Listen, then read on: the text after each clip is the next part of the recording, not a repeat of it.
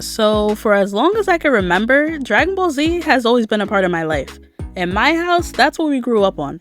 Now, I don't know if you guys have a comfort anime or just one you always go back to, but for me, this was one of them. But recently, as I was doing just that, I just thought about how differently I used to view certain in the show to how I see them now. But let me show y'all what I mean real quick.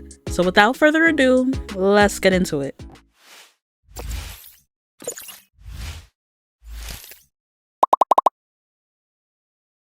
Now before we get into this list, just keep in mind, this is young Lindo. So this is just how I was thinking as a kid, y'all, don't do me. But starting with number 1, we got Chichi's anger.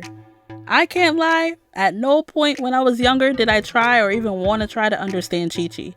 I simply seen her as an overbearing, nagging mother. You know, no different than how a lot of kids see parental figures. Especially when you're doing something you deem fun, sometimes something you're not even supposed to be doing. But yeah, I feel like this may be a common one, you know, depending on how old you were first watching the series. Man, Chichi, she just used to be so aggy. She always came before or after a big fight just doing the most. Like, girl, no one is trying to be inside all day studying. We're outside. So yeah, that's how I was feeling before, but nowadays, when I see her tweak out, all I see is a protective mother.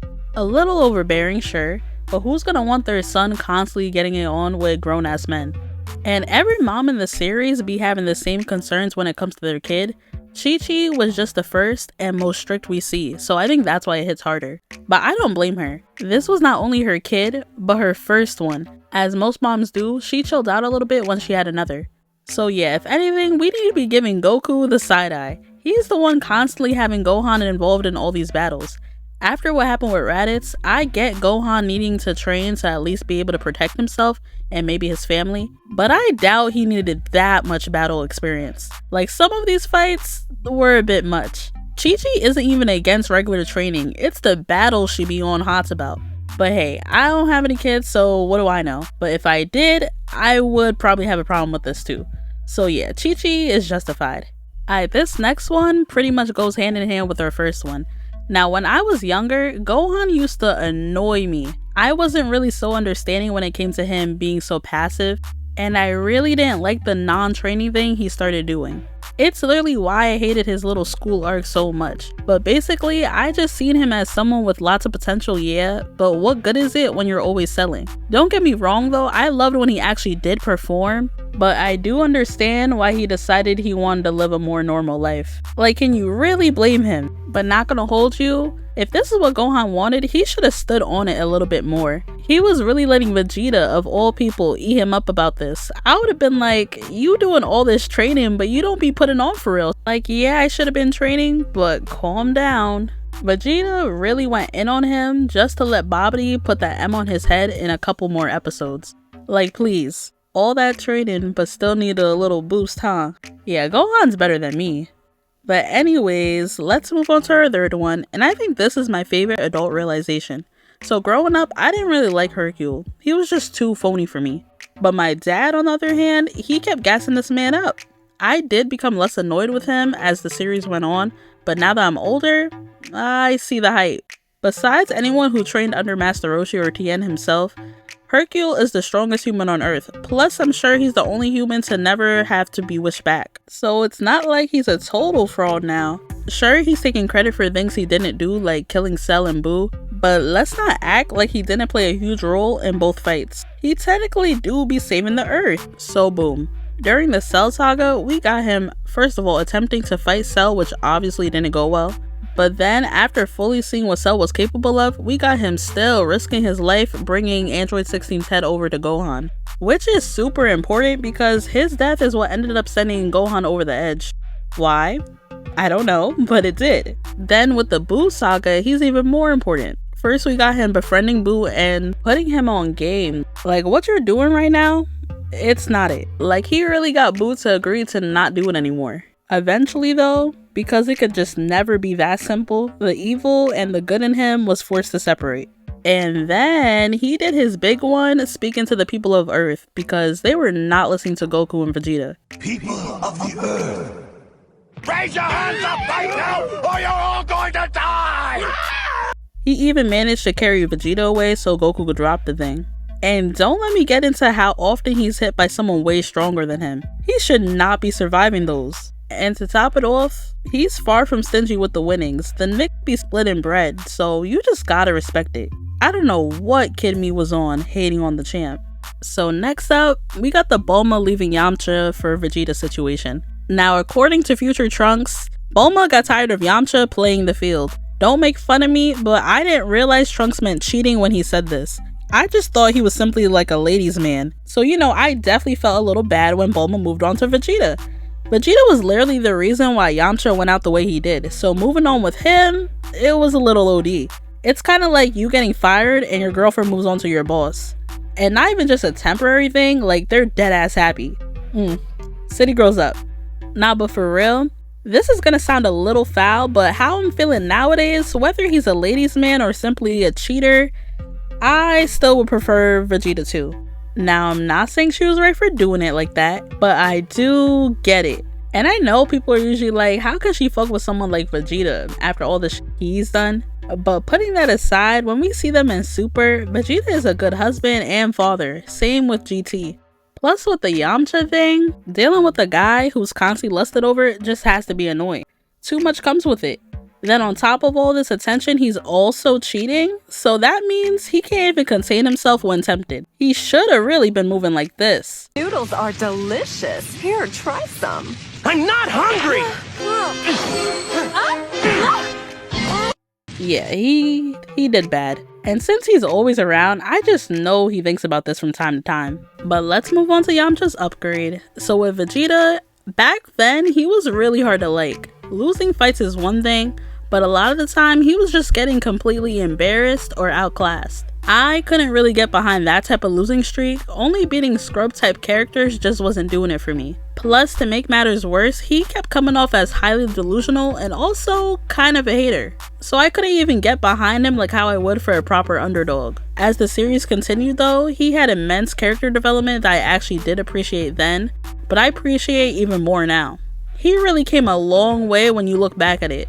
Y'all gotta remember, Vegeta was the Prince of All Saints, literally royalty. And it's quite obvious he never had to pop out and show niggas until he met Goku. His battle with Goku was the first time he's ever been pushed like that. So constantly being done up by, in his words, a low-class Saiyan warrior, it gotta hurt. Ooh, and to top it off, not only did Goku surpass him, but his son too? Yeah, I see why he was in his feelings after that one. Now, I know a lot of people hate the Buu saga for whatever reasons, but regardless of any issues you have with it, you gotta give credit when it's due. The way they handled Vegeta's character development was mwah, chef kiss. For most of the series, Vegeta was fighting on the good side, yeah, but only for his own personal reasons. And I'm not even knocking him for fighting for selfish reasons, because Goku does it too to an extent. My thing was more so, you can want to get stronger without hating on the next man so much. Being motivated is fine, but you don't have to have so much malice with it.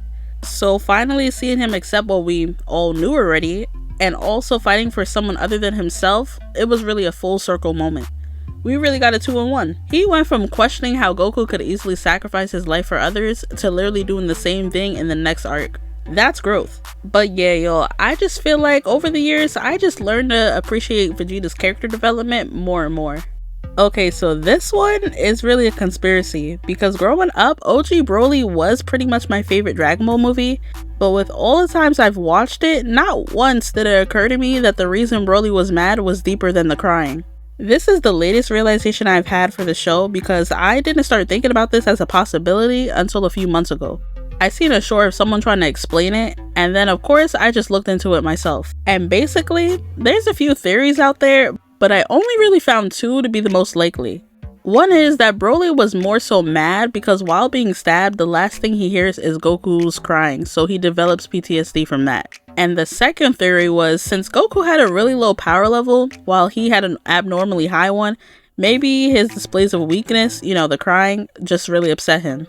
I don't know, the whole thing is iffy. I'm not really sold on either one, but I did want to include it because if they were indeed going for something like that, then wow. I promise you, this gotta be the biggest Dragon Ball Z misconception ever.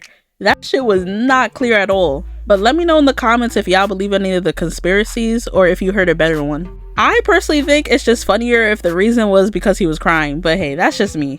Now this last one, I've said on this channel before, but I feel like it's worth bringing up again. When I was younger, and even still today, I've always heard the Dragon Ball Z has no plot, Dragon Ball story isn't good, blase blase. And I never really argued against it until I got older and realized just because something has a simple story doesn't necessarily make it bad. Now if you want to say it's a bad story because of the plot holes or things that may not make sense, that would be more understandable. But not gonna lie, this could just be me, but I don't feel like a few plot holes makes an entire story bad. Like you're saying the whole thing is just bad now? I don't know. I like to remember that writers are human too. So as long as the story is entertaining and the majority of it makes sense, how can I call it a bad story? Oh, and there's plenty of anime with plot holes or just something off that I feel the same way too. But for Dragon Ball Z's case, I for one always watch for the humor aspect and the fights. Not to have my mind absolutely blown by the plot. Not everything has to have a deep ass thorough story, like damn. Sometimes it's good to just vibe out. But if I'm being honest, I really think Dragon Ball Z excels in exactly what it was meant for. It's always kept its comedic roots, you got cool and interesting enough characters you can be invested in, of course the great fights. I'ma go out on a limb and say I think Toriyama accomplished his goal. I don't know if it's because Dragon Ball Z was my first anime ever or because I'm a real sucker for nostalgia, but no matter how much anime I watch, I always hold Dragon Ball Z close to my heart. But yeah, y'all, let me know in the comments what some other realizations you've had over the years, or even if you always understood any of these. This was just a video I wanted to get out to y'all while I work on the other ones you guys were voting for in the poll. But with that said, like, comment, subscribe, and I'm gonna leave y'all with this. They were in trouble and you didn't lift a finger to help them out! Clearly. Do not listen! Cell is only using 17's voice in order to confuse you. Silence, Toaster! Hey, Kamikolo! Who were they supposed to be? Surely not my husband and son! Well, yeah, of course it is. Ah!